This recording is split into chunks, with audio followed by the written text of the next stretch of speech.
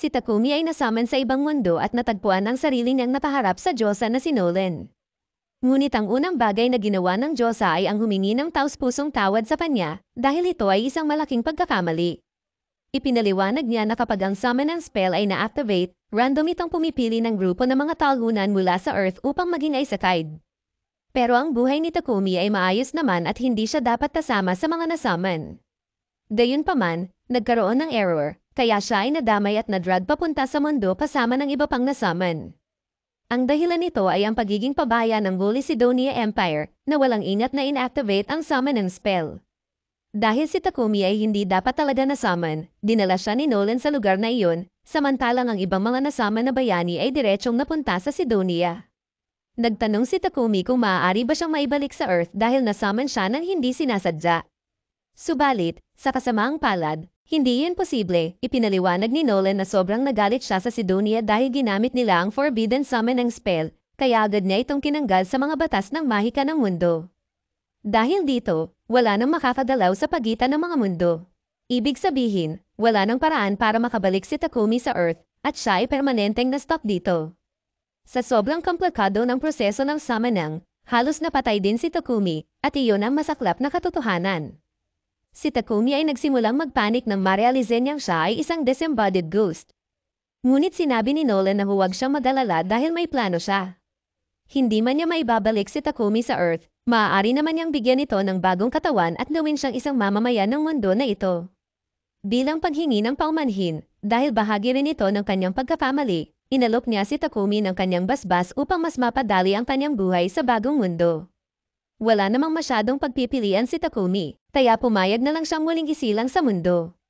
Tuwa namang sinabi ni Nolan na ikinagadalak niya ang desisyon ni Takumi dahil mas mapapadali nito ang kanyang trabaho.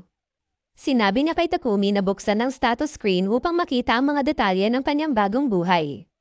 Nang gawin ito ni Takumi, nalaman niyang bibigyan siya ni Nolan ng isang katawan ng 17 taong gulang, kahit na siya ay 40 taong gulang na. Sinabi ni Nolan na huwag na siyang mag-alala tungkol sa mga maliliit na detalye dahil mas mahalagang pumili muna siya ng kanyang trabaho. Ipinaliwanag ni Nolan na mayroong dalawang pamunahing kategorya ng mga trabaho. Kung gusto ni Takumi ng trabaho na nakasentro sa combat, maaari siyang pumili ng swordsman, knight, o hunter. Pero kung hindi ito ang kanyang interes, maaari naman niyang piliin ang mga production jobs tulad ng panday o alchemista. Ayaw ni Takumi ang ideya na kailangang makipaglaban, kaya pinili niya na lang ang isang production job. Matapos iyon, inimplant ni Nolan ang napiling trabaho sa kaluluwa ni Takumi kasabay ng maraming bonus blessings. Agad niya itong pinadala sa mundo, ngunit ganap niyang nakalimutang bigyan si Takumi ng tutorial. Si Takumi ay nag-crash landing sa gitna ng isang kagubatan.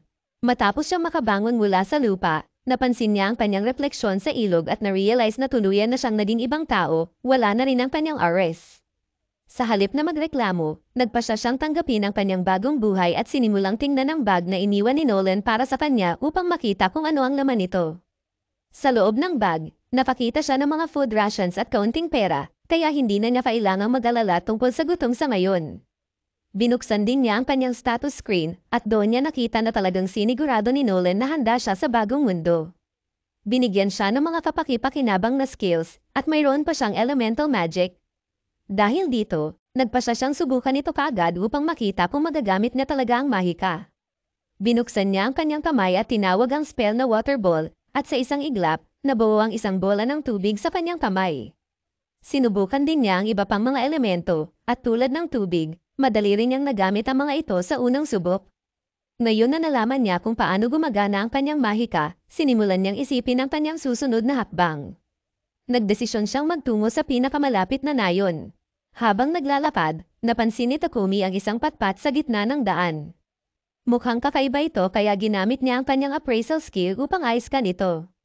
Napag-alaman niyang ito ay gawa sa Trentwood na nakuha mula sa isang Trent monster. Napakahalaga ng kahoy na ito para sa paggawa ng mga bagay tulad ng magic staves at spears. Nagpasya si Takumi na subukan ang kanyang modeling skill at ginamit ito sa Trentwood upang makagawa ng sibat. Dahil napakahusay ng kahoy para sa ganitong uri ng crafting, naisipan niyang maghanap pa ng iba pang kapaki-pakinabang na halaman sa paligid. Sa kanyang paghahanap, nakakita siya ng napakaraming uri ng halaman, kaya ginugon niya ang susunod na oras sa pag-aani ng mga ito. Ngunit nang matapos siya, Napagtanto niyang hindi magkasya ang lahat ng ito sa kanyang bag, kaya mukhang kailangan niyang iwan ang karamihan. Bigla niyang naalala na may item box skill siya, kaya ginamit niya ito upang maimbak ang lahat ng halaman na nakuha niya. Habang inaayos ang mga ito, bigla niyang narinig ang isang sigaw. Ilang sandali pa, isang maliit na batang babae ang tumakbo mula sa mga panumpong at humingi ng tulong sa kanya. Sinabi ng bata na may halimaw na humahabol sa kanya. Nang tumingin si Takumi upang makita kung anong uri ng halimaw iyon, tumambad sa kanya ang isang napakalaking horned rabbit. Ang kuneho ay agad na umatake at muntik nang matuwag si Takumi, ngunit sa huling segundo, siya ay natakot at aksidenteng natusok ang ulo ng kuneho gamit ang kanyang sibat. Ang resulta, napatay niya ito ng agad-agad, gulat na gulat si Takumi na, bilang isang baguhan, nagawa niyang talunin ang ganoong klase ng halimaw. Inakala niyang ito ay dahil sa basbas ni Nolan, pero ang totoo, ito ay simpleng damlap lamang. Dahil sa laban, nakatanggap si Takumi ng job title na warrior, ngunit hindi niya ikinatuwa ito dahil ang layunin niya ay hiwasan ng pakikipaglaban. Gayunpaman, hindi iyon ang mahalaga sa ngayon, kailangan pa niyang siguraduhin kung ligtas ang maliit na batang babae. Sinabi ni Molly na maayos lang siya at ipinaliwanag na lumabas siya upang mamites ng mga halamang gamot ngunit aksidenteng napalayo siya sa Board Village, dahilan upang siya ay maatake. Nang marinig ito ni Takumi, na-excite siya at tinanong kung maaari ba siyang sumama sa kanya pabalik sa nayon. Sumang-ayon si Molly at sinabi na siya ang magpapakita ng daan. Ngunit bago sila umalis, tinanong ni Molly kung balak ni Takumi dalhin ang kuneho dahil napapasarap daw ng karne nito. Napagtanto ni Takumi na sayang kung iiwan lang ito, kaya inilagay niya ang kuneho sa kanyang item box. Ngunit agad niyang napansin na ginawa niya ito sa harap ni Molly kahit na plano niyang itago ang kanyang item box skill. Wala na siyang magagawa tungkol dito, kaya't nagsimula silang maglakad patungo sa nayon. Samantala, sa Empire of Sidonia, ang iba pang mga taong na-summon ay kara-rating lamang. Sila ay litong-lito at walang ideya kung nasaan sila. Bigla nilang narinig ang isang tao na tinawag silang mga bayani. Lumapit ang isang babae at sinabi sa kanila na hindi na sila nasa kanilang orihinal na mundo at sila ay na-summon upang gamitin ang kanilang kapangyarihan bilang mga bayani upang iligtas ang mundong ito. Ipinakilala niya ang sarili bilang si Elizabeth, ang Empress ng Sidonia Empire. Ngunit sa unang tingin pa lang sa kanyang mukha, napansin ng mga bata na may kakaiba sa kanya. Bigla, isang unique skill ang nag-activate, mukhang binigyan ni Nolan ng isa sa kanila ng Blessing of Revelation, kung saan kung susundin niya ang kanyang pakiramdam, natural siyang makakarating sa tamang sagot. Sa sandaling iyon, naramdaman niya na si Elizabeth ay hindi mapagkakatiwalaan, isang traidor. Samantala, si Takumi ay nakarating na sa Board Village. Lumabas ang mga magulang ni Molly upang pasalamatan siya sa pagligtas sa kanilang anak. Ipinakilala ng ama ni Molly ang sarili bilang si Banga at ang kanyang asawa bilang si Martha. Pinuri nila si Takumi bilang isang responsableng manlalakbay na naglakbay na mag-isa. Sa pagkakataong iyon, tinanong ni Takumi kung maaari ba siyang manatili sa nayon pansamantala dahil wala siyang ibang mapupuntahan. Malugod naman siyang tinanggap na mag-asawa, ngunit ipinaliwanag nila na wala silang insanayon, kaya wala siyang matutuluyan. Subalit, iminungkahi nila na maaari silang magtayo ng bahay para sa kanya. Ang buong nayon ay nagtipon sa isang bakanteng lote upang simulan ang paggawa. Nagpasya si Takumi na maging kapaki-pakinabang kaya ginamit niya ang kanyang earth magic upang patagin ang lupa para sa pundasyon ng bahay. Ito ang unang pagkakataon na gumamit siya ng mahika sa ganitong kalawak na saklaw, kaya halos maubusan siya ng mana at muntik ng himatayin. Namangha ang mga taga-nayon na nagawa niyang gamitin ang earth magic ng ganoon kadali. Tinanong ni Takumi kung sa tingin nila ay may ginawa siyang kakaiba, ngunit sinabi nilang huwag siyang mag-alala. Dahil inayos na niya ang pundasyon, ang iba ay nagsimula ng magtipon at mag-assemble ng bahay para sa kanya. Kinabukasan, tapos na ang bahay ni Takumi, salamat sa kanyang carpentry, blacksmithing, at sewing skills, nakagawa siya ng maganda at maayos na mga pasangkapan para sa sarili niya. Ngunit may isa pang bagay, matagal nang gustong subukan ni Takumi ang kanyang alchemy, kaya nang makakuha siya ng mga ore mula sa village blacksmith na si Boron, nagdesisyon siyang subukan ito. Mayroon siyang iron ore, silver ore, copper ore, at kahit magic iron ore. Sinimulan niya sa iron ore at sinubukang gawing iron ingot. Karaniwan, mangangailangan ito ng malaking pugon at maraming oras ng trabaho, ngunit gamit ang kanyang alchemy, nagawa niya ito ng sabay-sabay. Gayunpaman, malaki ang naubos sa kanyang mana sa proseso. Matagumpay ang unang subok ni Takumi sa ore extraction, kaya't nasabik siyang magpatuloy at mag-extract ng marami pang ore para magamit niya sa hinaharap. Ilang oras ang lumipas, at dumalaw si Molly sa bahay ni Takumi upang dalhan siya ng hapunan. Pagbukas niya ng pinto, nagulat siya nang makita si Takumi na napahandusay sa sahig at mukhang naubos na ang lapas. Napasobra si Takumi sa ore extraction at muntik nang mamatay dahil sa mana depletion. Agad namang binigyan ni Martha at Banga si Takumi ng recovery potion, kaya maayos na siya ngayon. Pananggakuan niya ang mag-asawa na hindi na siya magpapakaabala ng sobra. Sa paglipas ng panahon, marami siyang na-extract na iron, copper, at kahit konting gold, kaya nakagawa siya ng maraming kapaki-pakinabang na mga gamit. Kapag tapos na siya sa alchemy practice, pumupunta siya kay Boran upang matutunan ang paggawa ng iba't ibang sandata sa forge. Isa sa mga sandatang ginawa nila ay sobrang ganda ng resulta, at sa oras na matapos ni Boran ang sheath, magiging kumpleto na ito. Sa puntong ito, umabot na sa level 40 ang blacksmithing skill ni Takumi, kaya naisip niya magpahinga muna at subukan ng ibang bagay. Pumunta siya kay Banga upang humiram ng ilang potions.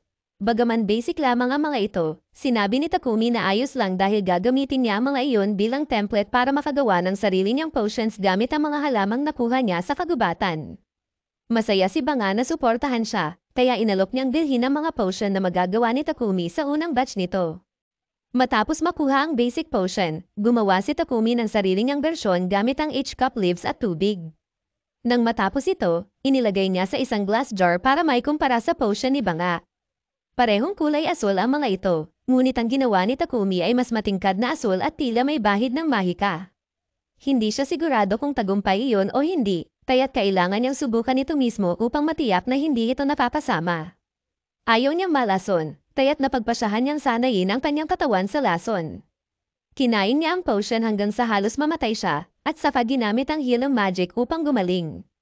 Sa kabila ng hirap, nagawa niyang makakuha ng bagong purification skill na tiyak na magagamit niya sa hinaharap. Habang bumabangon si Takumi, narinig niya ang isang kakaibang ingay sa likuran niya. Tumambad sa kanya ang isang napapalaking boar na nakatingin sa kanya. Maliwanag na hindi ito pala kaibigan, kaya't kinuha ni Takumi ang kanyang sibat at naglanda sa depensa. Ngunit nang umatake ang boar at ginamit niya ang sibat, agad itong nabasag, na iniwang hindi nasaktan ng boar at walang sandata si Takumi. Sinubukan niyang gamitin ang lahat ng mahika na paya niya, ngunit wala ni isa ang napasakit sa boar. Habang unti-unting nababalot ng takot, napansin niya ang isang poison spider sa likod niya, at mukhang handa na rin itong umatake. Si Takumi ay tuluyang na corner, ngunit sa halip na siya ang atakihin, ang poison spider ay umatake sa boar, dahilan upang magkamali ito ng direksyon at hindi tamaan si Takumi. Gayunpaman, patuloy pa rin ang boar sa pagsugod sa kanya, kaya kailangan niyang makaisip ng paraan ng mabilis. Hindi nagtagumpay ang lahat ng kanyang pisikal na atake, ngunit mayroon pang isang bagay na hindi pa niya nasusubukan. Habang muling sumusugod ang boar, tumalon si Takumi sa ere at sa mismong sandali ng contact, ginamit niya ang kanyang alchemy skill sa ulo ng boar upang i-breakdown ito. Dahil sa mabilis na pag-iisip, nagawa niyang makaligtas. Nang sa wakas ay ligtas na siya, naisipan niyang tingnan ang spider na tumulong sa kanya. Ang spider ay nasa masamang kalagayan matapos tamaan ng boar, kaya't nagdesisyon siyang gamutin ito upang hindi ito mamatay. Pagkatapos niyang gamutin ang spider, tumayo na siya upang bumalik sa nayon. Ngunit bigla siyang nakatanggap ng isang notification na nagsasabing matagumpay niyang na-tame ang spider. Hindi niya inaasahan na posible pala ang mag-tame ng isang spider, kaya't nag-aalangan siyang dalhin ito pabalik dahil ang spider ay itinuturing na isang mapanganib na halimaw. Gayunpaman, tumingin ang spider sa kanya gamit ang cutesy eyes, kaya't napagpasyahan niyang tanggapin ito bilang kanyang alaga. Para gawing opisyal, pinangalanan niya itong Maple. Makalipas ang kaunting oras, bumalik si Takumi sa nayon at ipinakita sa lahat ang higanteng boar na napatay niya. Namangha ang lahat na nagawa niyang talunin ng ganoong klaseng halimaw, ngunit mas lalo silang nagulat na nagawa niyang i-tame ang isang poisonous spider, isang bagay na hindi pa nagagawa ng sinuman. Bukod dito, iminungkahi ni Takumi na hati-hatiin nila ang boar dahil hindi niya ito kayang ubusin mag-isa. Kinagabihan, nagdaos ang nayon ng isang malaking silo-salo bilang parangal kay Takumi. Habang lahat ay nag-e-enjoy, lumapit si Banga sa kanya dala ang mga mahahalagang parte ng boar at sinabing maaari niya itong ibenta para sa pera kung pupunta siya sa pinakamalapit na lungsod, ang Bolten. Dahil dito, nagpasya si Takumi na ang susunod niyang destinasyon ay ang Bolten. Samantala, Si Goddess Nolan ay tahimik na pinapanood si Takumi at masayang-masaya siya sa progreso nito.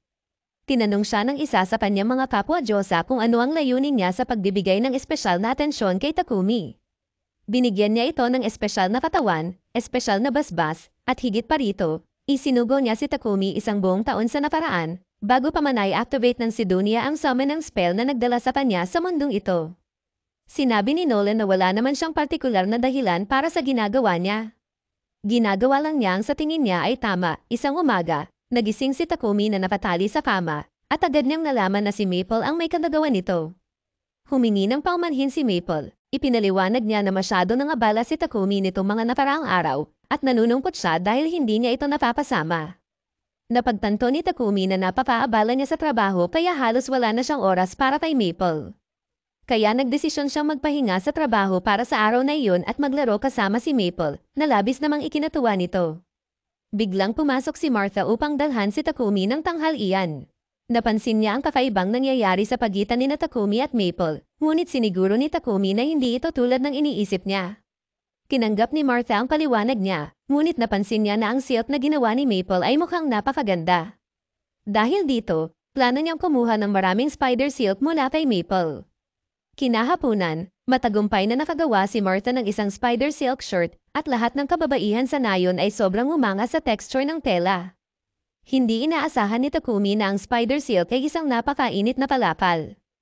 Ipinaliwanag ng mga kababaihan na ang spider silk ay isang luxury item na kadalasan ay mga maharlika lamang ang nakakabili. Nakiusap si Martha kay Maple na gumawa pa ng mas maraming tela, kaya sinimulan ni Maple ang paggawa nito. Gayunpaman, matatagalan ito, kaya hindi na muna siya makakapaglaro kasama si Takumi. Medyo nadismaya si Takumi dahil umaasa siyang makapapag-spend ng oras kay Maple. Ngunit alam niyang marami pa siyang kailangang gawin, kaya hindi na siya masyadong nagdamdam. Lumipas ang halos isang buwan mula nang dumating si Takumi sa nayon. Plano niyang pumunta sa lungsod ng Seoul upang pag-aralan ng kanyang alchemy, ngunit nahihirapan siya magpaalam sa mga taga-nayon matapos ang dami ng oras na ginugol niya kasama sila. Pumunta siya kay Boran sa forge upang ipagpatuloy ang kanyang blacksmithing practice. Hindi nagtagal, nakagawa sila ng isang chest plate na perpektong sukat kay Takumi, pati na rin ng steel toe boots. Sinabi ni Boran na magiging kapaki-pakinabang ang mga boots kung sakaling kailangan niyang manipan ng kung ano, ngunit nilinaw ni Takumi na wala siyang balak lumaban, dahil gusto lang naman niyang maging isang alchemist. Biglang dumating si Banga at natuwa nang makita niyang kompleto na ang armor ni Takumi. Bagamat malulungkot sila sa pag-alis nito, alam nilang hindi siya maaaring manatili sa nayon kung nais niyang palawakin ang kanyang negosyo. Kailangan niyang pumunta sa lungsod kung saan mas marami siyang maibibenta at mapapakuha ng maasahang supply ng materyales. Sinabi ni Banga na darating ang isang mga ngalapal mula sa Bolton sa loob ng ilang araw at inayos niya ang pagsafay ni Takumi kasama nito pabalik sa lungsod. Bagamat malungkot sila sa kanyang pag-alis, alam nilang ito ang pinakamahusay na desisyon para sa kanya.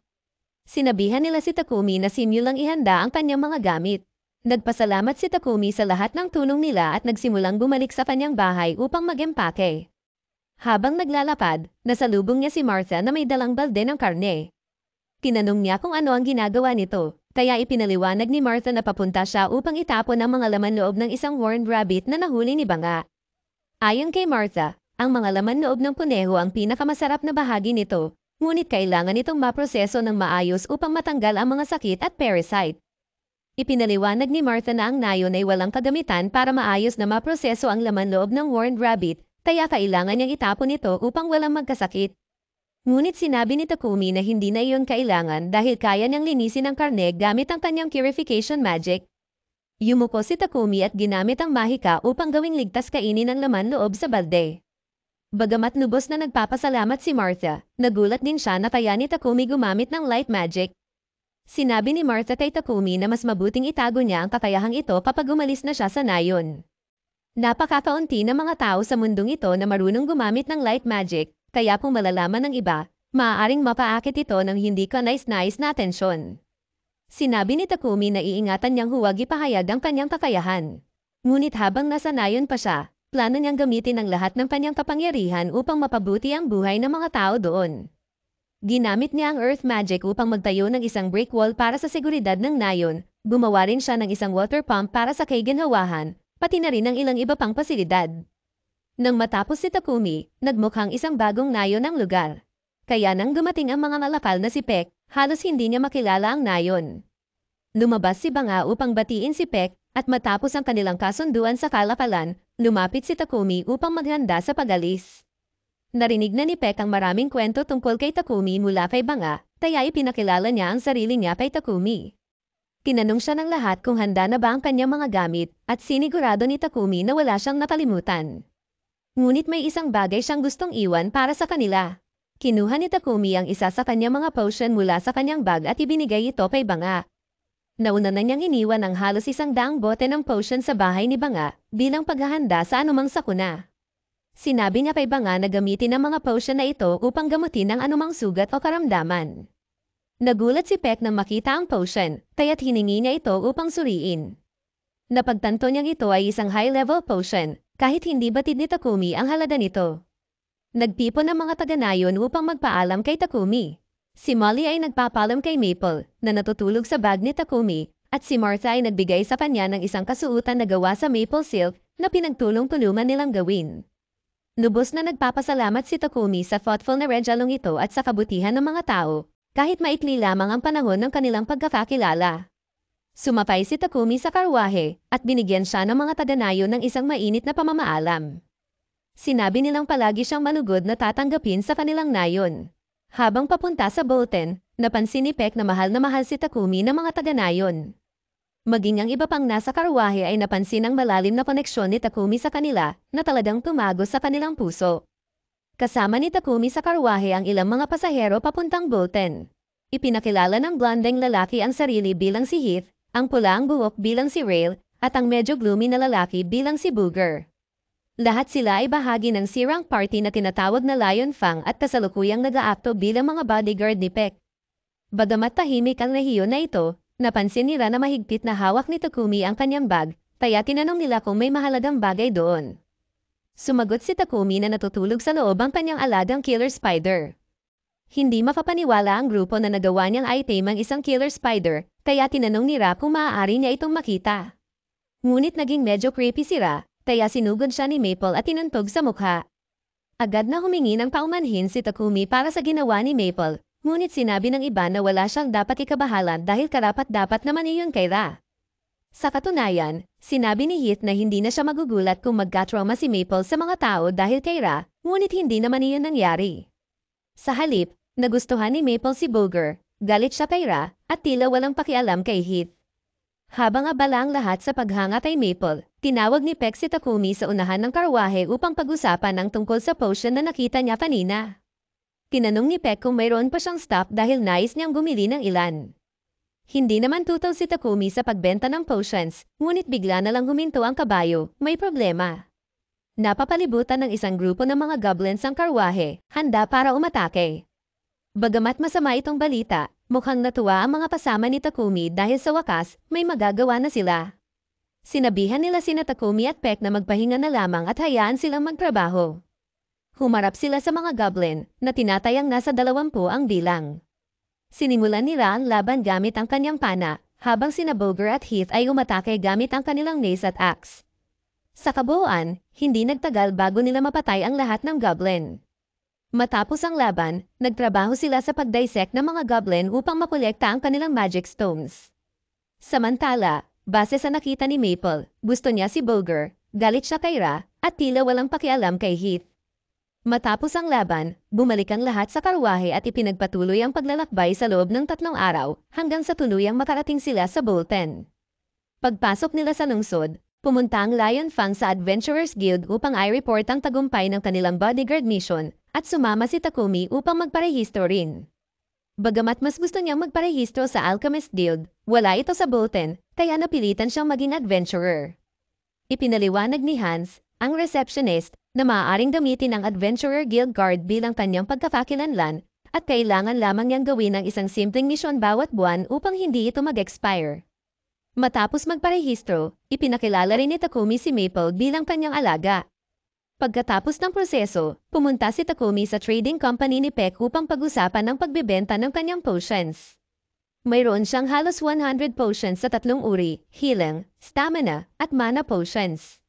Lahat ng ito ay may mataas na kalidad. Inalok ni Peck ang 10 silver coins bawat healing at stamina potion, at 50 silver coins bawat mana potion.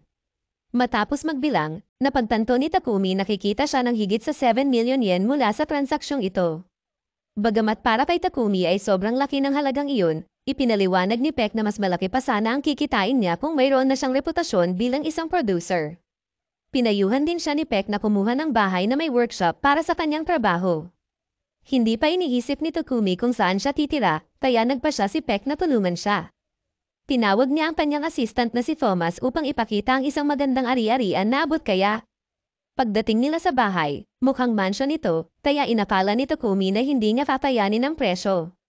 Ngunit tiniyak ni Thomas na abot kaya ito at walang mga multo sa bahay, kaya wala siyang dapat ipag-alala. Napansin ni Takumi ang workshop na konektado sa bahay, kaya't sinimulan niyang pag-isipan ang pagbili nito. Napagdesisyonan niyang sulit ito dahil magiging malaking tulong ito sa kanyang trabaho at may sapat siyang pera mula sa pagbenta ng kanyang mga potion. Pagkatapos ng kaunting pag-iisip, nagpa siya si Takumi na bilhin ang mansion. Sinabi niya kay Thomas na kukunin niya ito at natuwa si Thomas sa desisyon ni Takumi, kaya agad siyang nagayos ng mga papeles para makalipat si Takumi kinabukasan kung nais niya. Habang naglalakad sila sa mga kalye ng lungsod, napansin ni Takumi ang masangsang na amoy sa hangin. Alam ni Thomas na naabala si Takumi, kaya ipinaliwanag niya na ang amoy ay nagmumula sa sewers ng lungsod. Ang mga mayayamang tao ay may magical purifiers para linisin ang kanilang dumi, ngunit ang mga pangunahing sewers ng lungsod ay walang ganoong luho. Napakabihira ng mga magical purifiers dahil matatagpuan lamang ang mga ito sa mga sinaunang guho at dungeons, kaya't sobrang mahal ang mga ito para gamitin sa city sewers. Paminsan-minsan, umuupo sila ng mga pari upang mano-manong linisin ang mga sewers gamit ang purification magic, ngunit kadalasan ay marumi pa rin ang mga ito. Kinabukasan, lumipat na sina Takumi at Maple sa kanilang bagong bahay. Ang unang nais gawin ni Takumi ay hanapan ng solusyon ng problema sa sewer. Gumamit siya ng quartz at clay mula sa kumpanya ni Peck. Gamit ang kanyang mahika, inanyuan niya ito, at ginamit ang kombinasyon ng fire magic at space-time magic upang mabilis na maputol at mabake ito. Sa proseso, naubos ang kanyang mana, kaya kinailangan niyang uminom ng ilang mana potions. Ngunit sulit naman ang lahat dahil natapos niya ang kanyang imbensyon, isang modernong toilet. Habang abala siya, bigla niyang narinig si Peck na sumisigaw mula sa sala. Tumakbo si Takumi upang tingnan ang nangyayari, at nakita niyang nakabalot mula ulo hanggang paa si Peck sa maple silk. Tinanong ni Takumi si Maple kung bakit niya ginawa yon. Ang sagot ni Maple, akala niya magugustuhan niyon ni Peck dahil komportable ang kanyang silk. Sa totoo lang, napaka-comfortable nga nito na napatulog si Peck, ngunit hindi pa rin tama ang ginawa ni Maple. Humingi ng taos-pusong paumanhin si Takumi kay Peck. Sinabi ni Peck na ayos lang, pero natapot siya nang bigla siyang balutin ng silk. Dahil dito, sinabi niya kay Takumi na kailangan niyang gumamit ng banyo.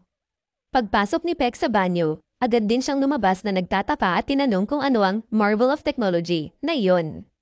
Sumunod si Takumi at ipinaliwanag na ito ay isang toilet na may nakakabit na magical purification device. Ipinaliwanag ni Takumi na automatikong nililinis ng toilet ang sarili nito gamit ang purification magic.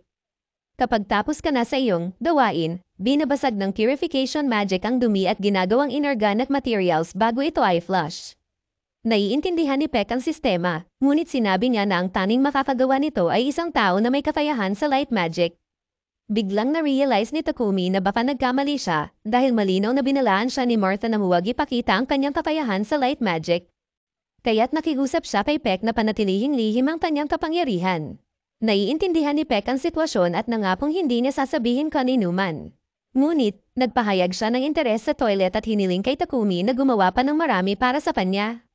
Medyo nagatubili si Takumi dahil napakahirap gumawa ng isang toilet, ngunit dahil sa matinding insistent ni Peck, pumayag siya basta't si Peck ang magbibigay ng mga kinakailangang materyales. Labis na natuwa si Peck, ngunit sinabi niyang hindi makatuwirang ipagawa lahat kay Takumi, kaya iminungkahi niyang gumawa ng slave contract upang may tumulong sa paggawa. Nagulat si Takumi sa mungkahi ni Peck tungkol sa pagbili ng alipin dahil hindi kailanman pumasok sa isip niya na magkaroon ng alipin. Ngunit ipinaliwanag ni Peck na kung nais ni Takumi na panatilihing lihim ang kanyang mga kakayahan, ang pagkakaroon ng alipin ang pinakamabuting paraan. Ang isang alipin ay nakatali sa kontrata ng pagiging lihim, kaya't hindi nila maibubunyag ang tungkol sa light magic ni Takumi. Ipinaliwanag ni Peck na ang pagkakaroon ng kakayahan sa light magic ay napakalaking bagay dahil nangangahulugan ito na ikaw ay pinili ng Diyos. Dahil dito, ang Church of Divine Light ay tiyak na susubukang kunin si Takumi upang pilitin siyang magtrabaho para sa kanila. Malaki ang kita ng simbahan mula sa pagmonopolyo ng purification magic, kaya't duda si Peck na matutuwa sila kapag nalaman nilang nagagawa ni Takumi na gawing mura at accessible ang purification gamit ang kanyang modern toilets. Ngunit may ideya na si Peck kung paano iwasan ang simbahan, kaya't sinabi niya kay Takumi na huwag muna itong alalahanin.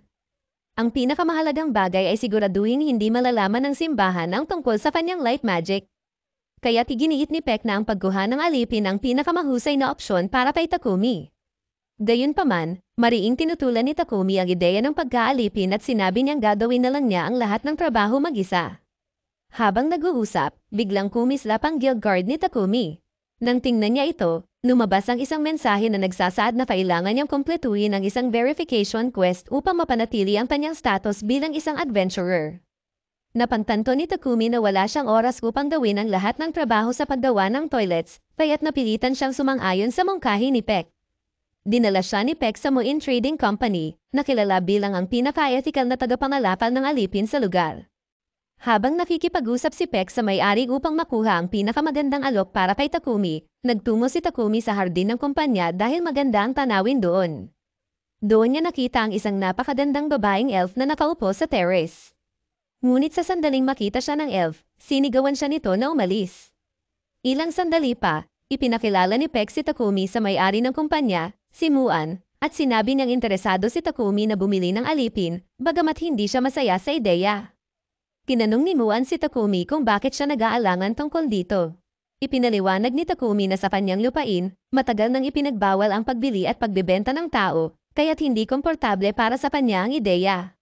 Naunawaan ni Muan ang kanyang mga alalahanin, ngunit tiniyak niya kay Takumi na sa bansang ito, ang mga karapatan at pribilehiyo ng mga alipin ay protektado sa ilang antas.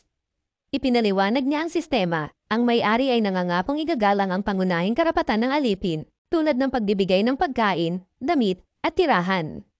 Sa kabilang banda, ang alipin ay nangangapong tuparin ang kanilang mga tungkulin na malinaw na nakasaad sa kontrata.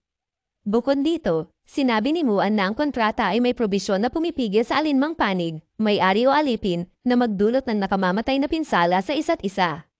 Nalugod si Takumi nang malaman ito dahil parang karaniwang trabaho lang ito na may mga patakaran. Ipinaliwanag pa ni Muan na may iba't ibang uri ng slave contracts. Ang mga tao na naging alipin dahil sa utang ay nagtatrabaho hanggang mabayaran nila ang kanilang pagkakautang. Ang iba namang kontrata ay permanente, kadalasang ibinibigay sa mga kriminal o mga taong bihag sa digmaan bilang alternatibo sa kamatayan. Gayunpaman, karamihan sa mga slave contracts ay nagmumula sa mga taong ilegal na pinilit ng mga bandits na maging alipin. Sa opinyon ni Peck, ang pinakaangkop na alipin para kay Takumi ay isang war slave dahil hindi sila maaaring palayain ng walang pahintulot ng kanilang master. Bagamat maaaring ayusin niyo ni Muan, tinanong niya kung bakit kailangang tiyakin na hindi kailanman makakalis ang alipin. Sinimulang ipaliwanag ni Peck kung gaano kahusay si Takumi sa paggawa ng mga bagay at kung paano niya nais na protektahan ang kanyang mga lihim, ngunit nais ni Muan marinig ang paliwanag mula kay Takumi mismo. Ipinaliwanag ni Takumi na bilang isang producer, nais niyang mag-focus sa kanyang trabaho hanggat maaari. Ngunit mahirap gawin iyon dahil kailangan din niyang tuparin ang mga quests mula sa Adventurers Guild. Dahil siya ay nakatira sa isang mansion, kailangan niya ng isang tao na makakatulong sa pamamahala nito habang siya ay abala sa trabaho. Dahil sa kanyang mga partikular na kakayahan, nais niyang tiyakin na hindi maaaring ibunyag ng alipin ang anumang impormasyon tungkol sa kanya.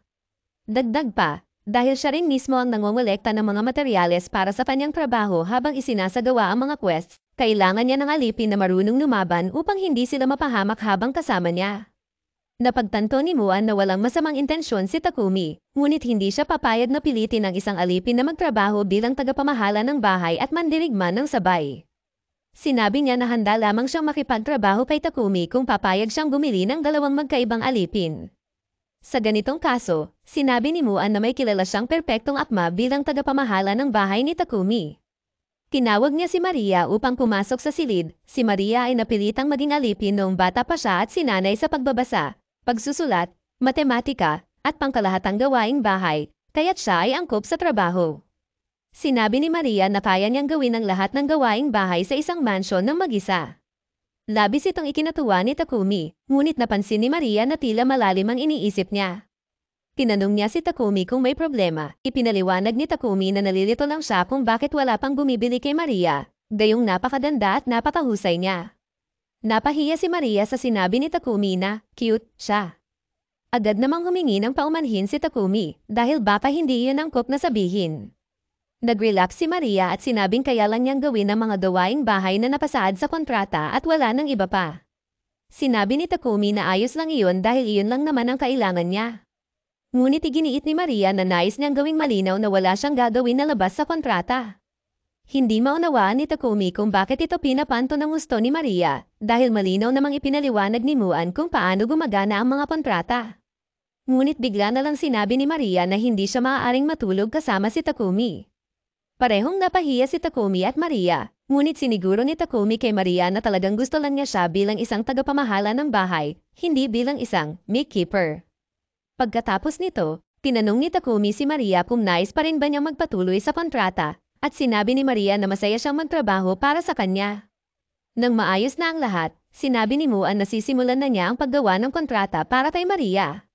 Gayunpaman, pagdating sa battle servant, sinabi niya na sa kasamaang palad ay wala siyang kilalang akma sa hinihingi ni Takumi. Narinig ito ni Maria at agad siyang tumutol, sinasabing naroroon pa rin si Sofia, ngunit hindi natuwa si Muan na tinawag siyang sinungaling. Sinabi niya kay Maria na bumalik sa kanyang silid at simulan na ang pag-iimpake. Pagkaalis ni Maria, tinanong ni Takumi si Muan kung totoo ang sinabi ni Maria. Inamin ni Muan na may battle slave sa gusali, ngunit hindi niya inisip na magiging angkop si Sofia para kay Takumi dahil marami itong problema.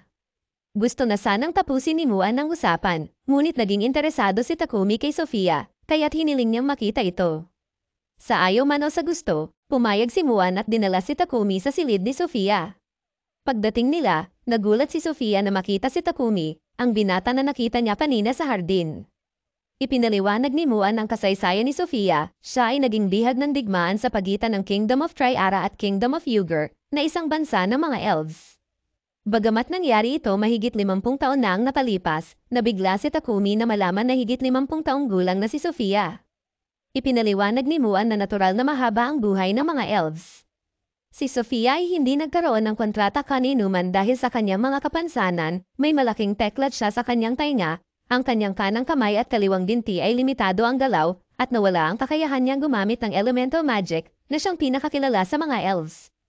Dahil dito, iniisip ni Muan na imposibleng makatulong si Sofia kay Takumi sa mga misyon nito. Ngunit gusto ni Takumi na makita ito para sa sarili, kaya humiling siya ng kaunting oras upang makausap si Sofia ng pribado. Pagkaalis ni Muan, hinawakan ni Takumi ang mukha ni Sofia at tumingin sa kanyang mga mata. Bagamat ayaw niyang gamitin ang appraisal ng walang pahintulot, kailangan niyang malaman ang tunay na kalagayan ni Sofia. Nang tingnan niya ang status screen nito, laking gulat niya na napakataas ng stats ni Sofia. Limitado ang kanyang kakayahan dahil sa mga kapansanan at mayroon siyang curse, ngunit kung maayos iyon ni Takumi, magiging perpektong kasama siya sa labanan. Bumalik si Muan at tinanong si Takumi kung nakapagdesisyon na siya. Sinabi ni Takumi na nais niyang kunin si Sofia, hindi makapaniwala si Sofia at ipinaalala ang lahat ng kanyang mga kakulangan. Ngunit sinabi ni Takumi na aayusin niya ang lahat ng iyon, kaya hindi ito magiging problema. Natuwa si Muan sa kumpiyansa ni Takumi kaya pumayag siya na ilagay si Sofia sa kanyang pangangalaga. Ilang minuto ang lumipas, natapos na ni Muan ang kontrata. Ang huling hakbang ay ang pagpapatibay nito, ginamit ni Muan ang mahika upang atali sila sa mga tuntunin ng kontrata, at sa sandaling natapos, opisyal nang naging mga alipin ni Takumi sina Maria at Sofia. Parehong nagpasalamat sina Maria at Sofia kay Takumi at nangakong magtatrabaho ng mabuti upang mapunan ang kanyang mga inaasahan. Pagbalik nila sa mansion ni Takumi, biglang tumalon si Maple mula sa loob ng bahay, sabik na salubungin siya. Nag-alala sina Maria at Sofia para sa kaligtasan ni Takumi, kaya't handa nang umatake si Sofia kay Maple.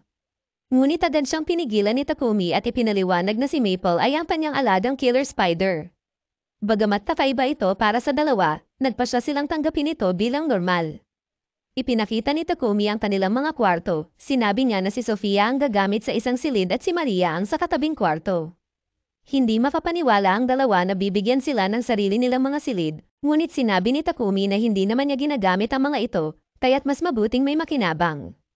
Ipinakita rin ni Takumi ang malaking paliguan sa mansion.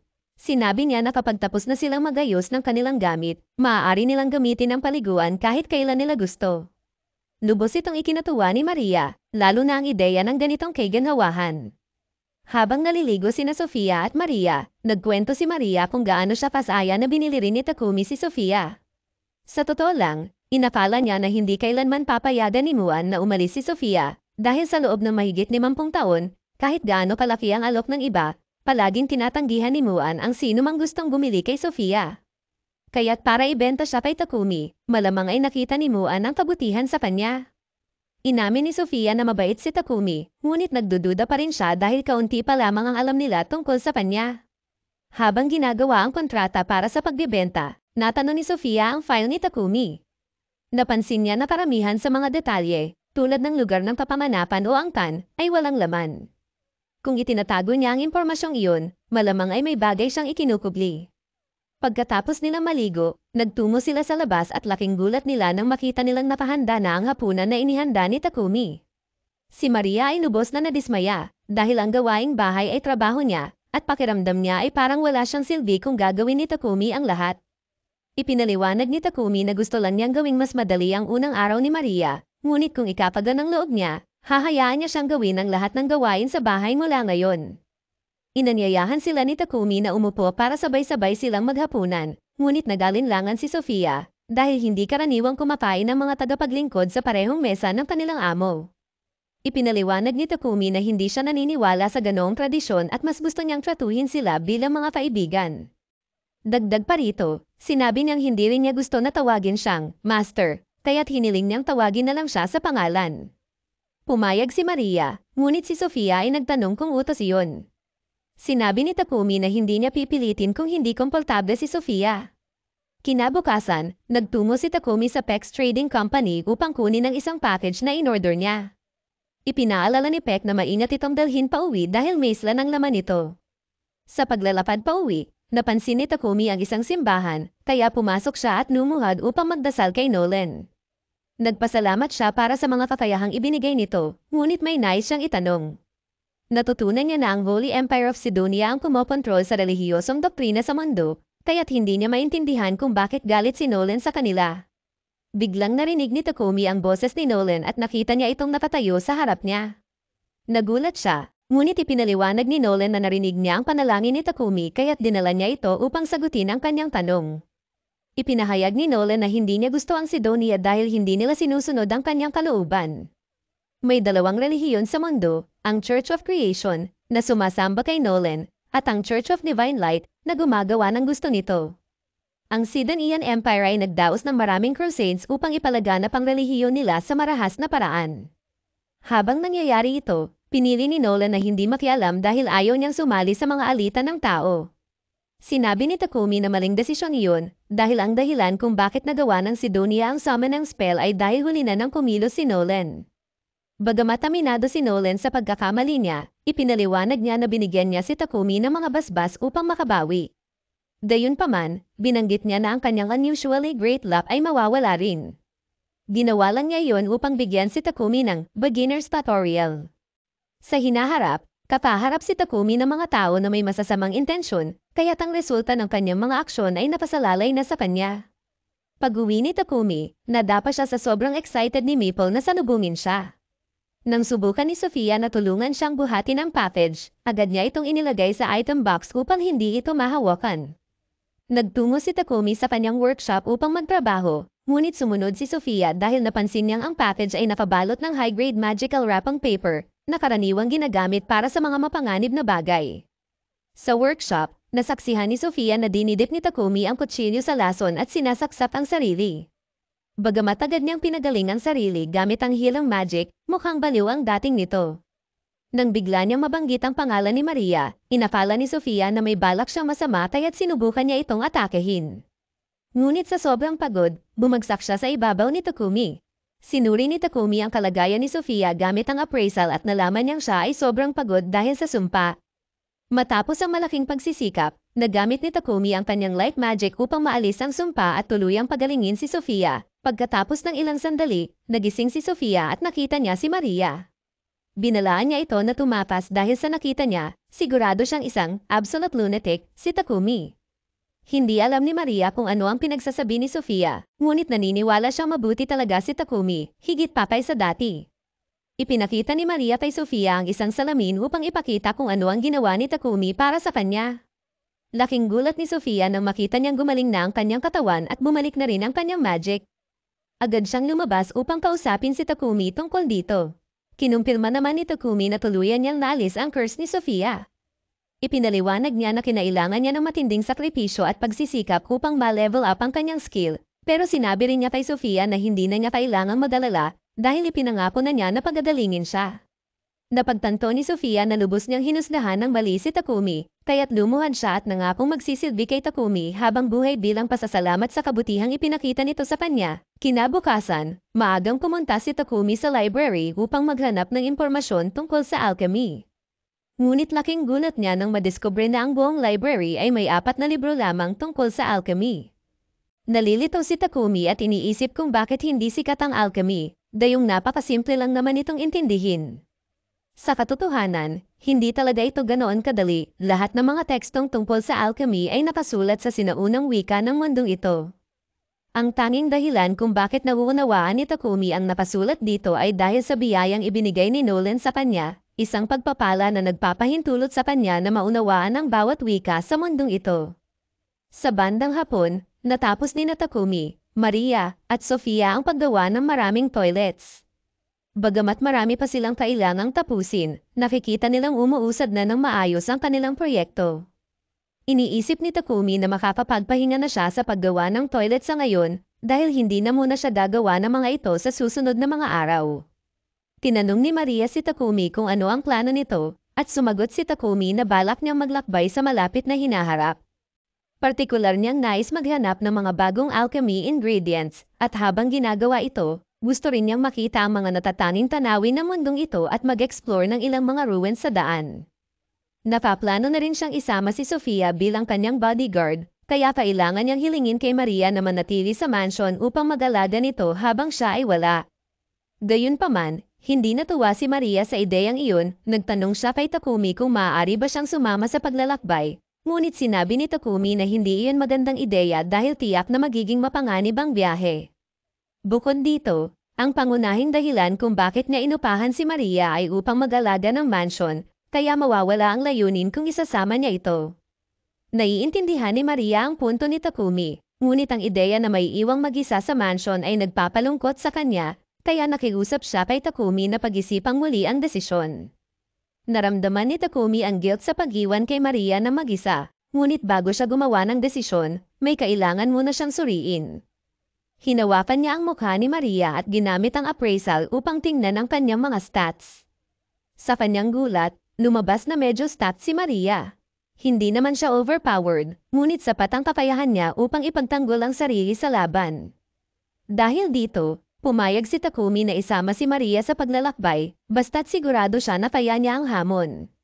Sinabi ni Sofia na handa siyang turuan si Maria kung paano gumamit ng magic at lumaban upang maging handa ito sa anumang banta. Gustong-gusto ni Takumi ang ideyang iyon, kaya hiniling niya kay Sofia na sanayin silang dalawa, siya at si Maria. Dahil napagdesisyon ng sasama si Maria sa expedition, naisip ni Takumi na panahon na upang magsimula ng paggawa ng kagamitan para sa kanilang lahat. Bilang panimula, kinanong niya si Sofia kung anong uri ng sandata ang gusto niya. Walang alinlangan, nagsimulang maglista si Sofia ng buong arsenal ng mga sandata na gusto niya, na hindi nakakagulat dahil isa siyang bihasang mandirigma. Si Maria, sa kabilang banda, ay walang gaanong kaalaman tungkol sa mga sandata, ngunit nagkaroon siya ng kaunting pagsasanay sa paggamit ng maikling espada mula kay Mulan. Kaya sinabi niya kay Takumi na sapat na para sa kanya ang isang pares ng battle knives. Gayunpaman, itinuro ni Sofia na ang pagkakaroon lamang ng battle knives ay maglalagay kay Maria sa alanganin pagdating sa abot ng laban, kaya iminungkahi niyang kumuha rin si Maria ng spear. Hindi marunong gumamit ng spear si Maria, kaya inalok ni Sofia na bigyan siya ng mabilis na pagsasanay upang maipakita ang mga pangunahing kaalaman. Habang abala ang dalawa sa pagsasanay, sinimulan na ni Takumi ang paggawa ng mga sandata. Hindi nagtagal at natapos niya ang lahat ng mga talem, ngunit naubos ang malaking bahagi ng kanyang mana sa proseso. Kaya napilitan siyang uminom ng mana potion upang muling makabawi bago ituloy ang trabaho. Ang huling hakbang para sa mga talem ay ang pagbibigay ng attack at auto-repair enchantments upang hindi niya kailangang magsagawa ng madalas na maintenance.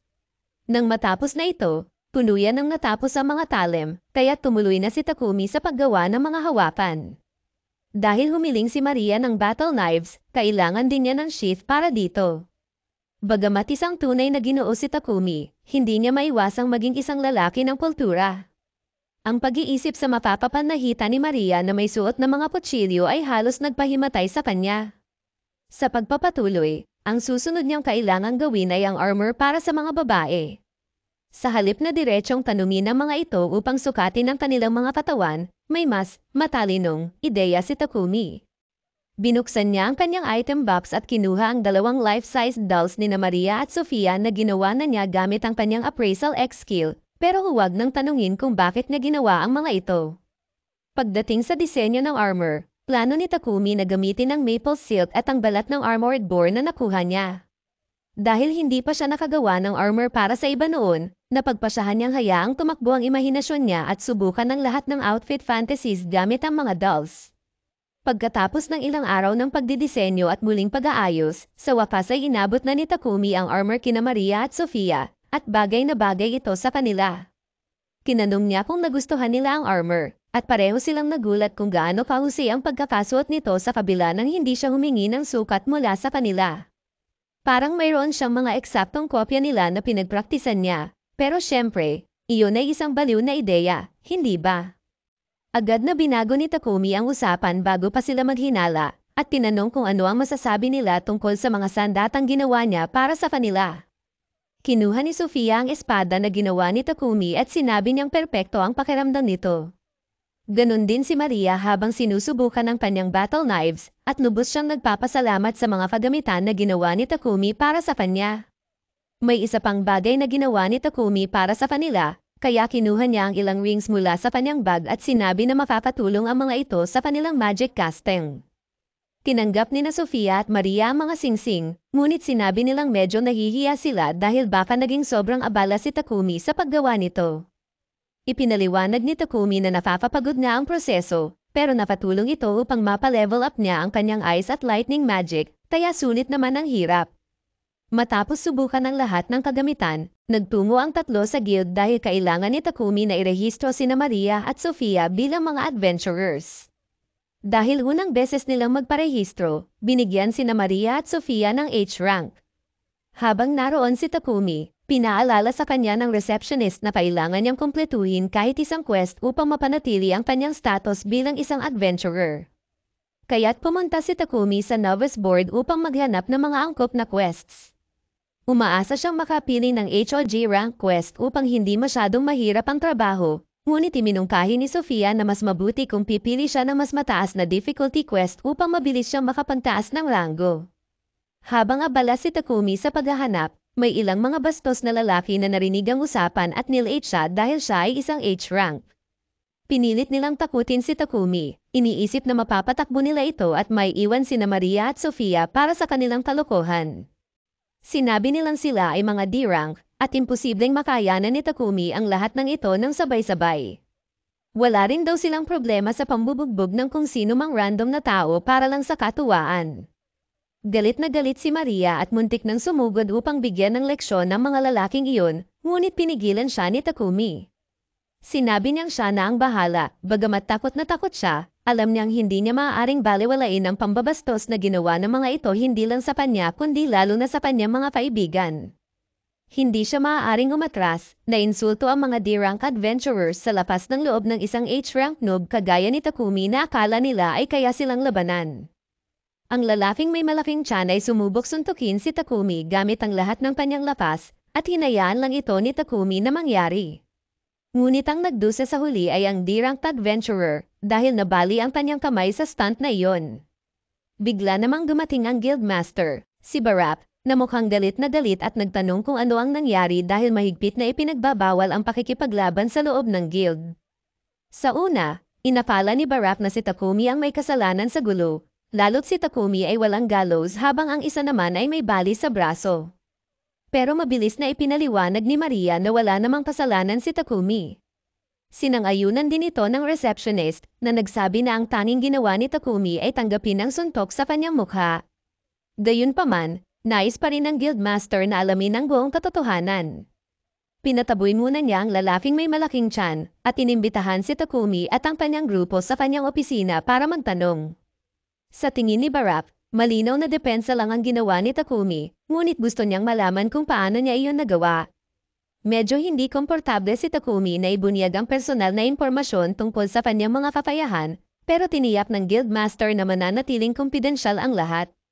Sa puntong iyon, ipinaliwanag ni Takumi na noong sinusubukan siyang suntukin ng lalaki, mabilis niyang binuksan ang kanyang item box at kumuha ng uling.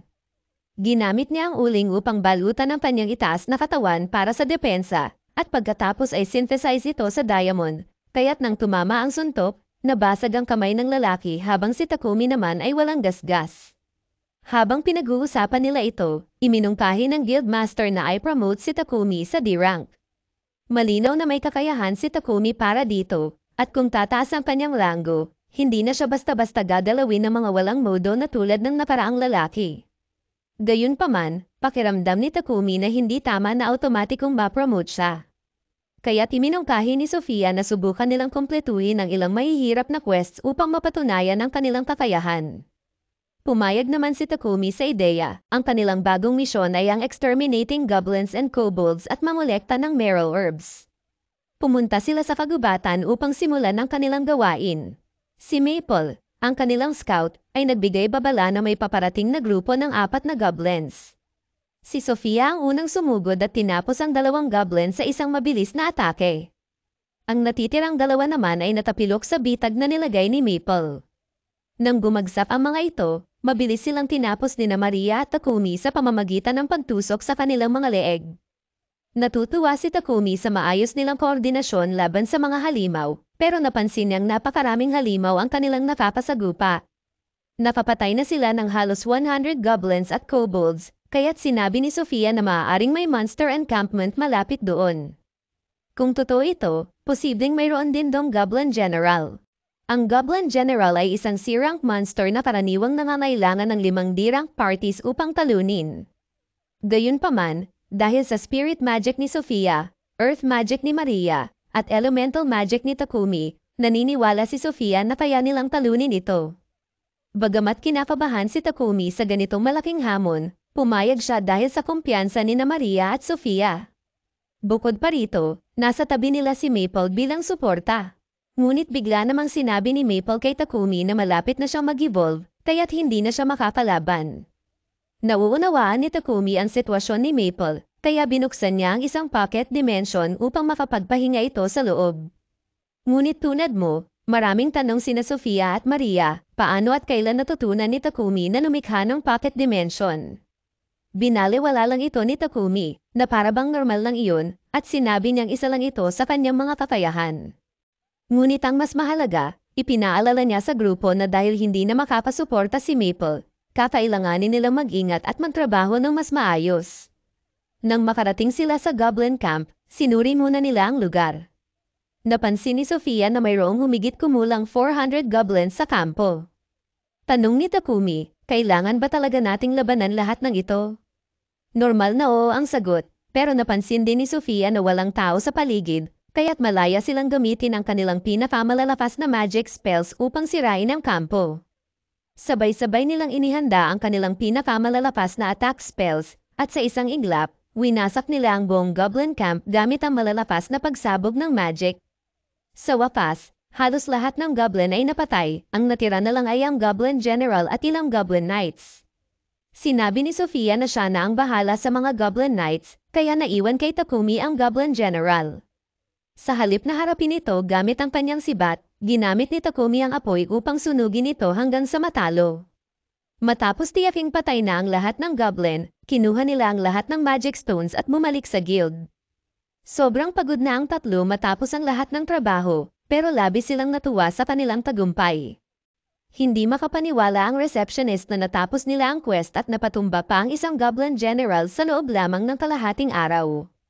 Pinatawag sila ni Barack, ang Guildmaster, upang mag-usap. Bagamat humanga siya sa kanilang nagawa, galit din siya sa kawalang ingat ng grupo sa pagtanggap ng ganoong mapanganib na hamon. Ngunit bago pa niya sila sermonin, biglang bumukas ang pocket dimension at lumabas si Maple, na ngayon ay evolved na bilang isang ariing. Natuwa ang lahat na makita ang bagong anyo ni Maple, at napagpasyahan na lang ni Barack na palampasin ang lahat ng nangyari, dahil malinaw na hindi ordinaryo ang grupo ni Takumi. Pagbalik sa mansion, tinanong ni Maria si Takumi kung mayroon siyang ekstrang tela dahil gusto niyang gumawa ng underwear para sa sarili at kay Sofia. Ngunit may mas magandang ideya si Takumi para sa design, kaya inalok niyang siya na ang gagawa nito. Bigla namang lumabas muli si Maple mula sa pocket dimension at sinabing naroon si Papak upang kausapin si Takumi. Nalaman ni Takumi mula kay Papak na gusto siyang makausap ng Lord of Bolton, si Marcus Godwin. Bagamat nais niyang iwasan ang pagkikita, wala siyang magawa kundi sumunod. Nang dumating siya sa kastilyo ni Godwin, mabuti na lang at mabait ito. Una pa lang ay pinasalamatan na si Takumi para sa mga toilets na ginawa niya, na labis na nakatulong sa sanitation ng bayan.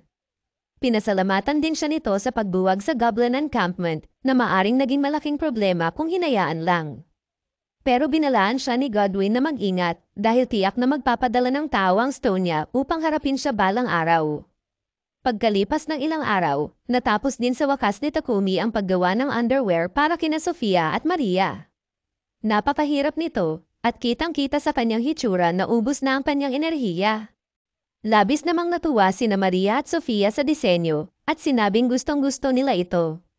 Nang wala sa sarili, tinanong ni Takumi kung gusto nilang subukan ito agad upang makita kung tama ang sukat, ngunit agad niyang napagtanto ang hindi kanais-nais na kahunugan ng kanyang sinabi at mabilis na tumakbo palabas ng silid dahil sa kahihiyan. Samantala, medyo nadismaya sina Maria at Sofia, dahil handa naman talaga silang subukan ito kung nagpaiwan si Takumi. Ito ang pagtatapos ng episode 4. Mag-subscribe para hindi ma-miss ang susunod na bahagi.